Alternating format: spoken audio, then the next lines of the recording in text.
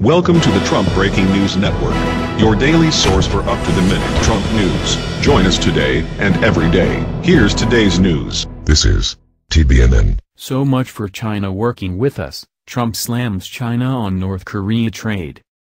By Tyler Durden. As the G20 meeting in Hamburg between Trump and Xi draws nearer, the U.S. president appears eager to continue antagonizing his Chinese peer.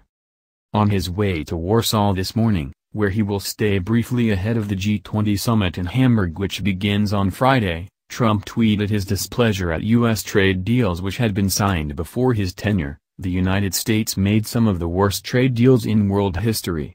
Why should we continue these deals with countries that do not help us?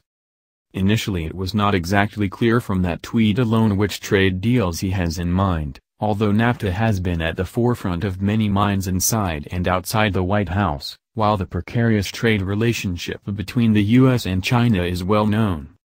Conveniently, in a subsequent tweet Trump did hint at the source of his displeasure in the following tweet, in which the president made it clear who he was referring to. Trade between China and North Korea grew almost 40% in the first quarter.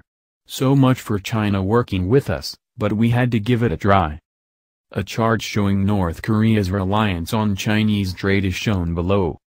North Korea claimed earlier this week it launched its first intercontinental ballistic missile, ICBM.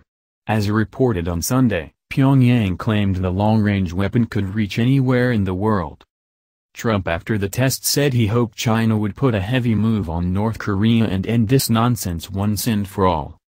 Trump has repeatedly called on China to help curtail the North Korean regime's missile tests and has threatened unilateral action as the launches have gone unabated.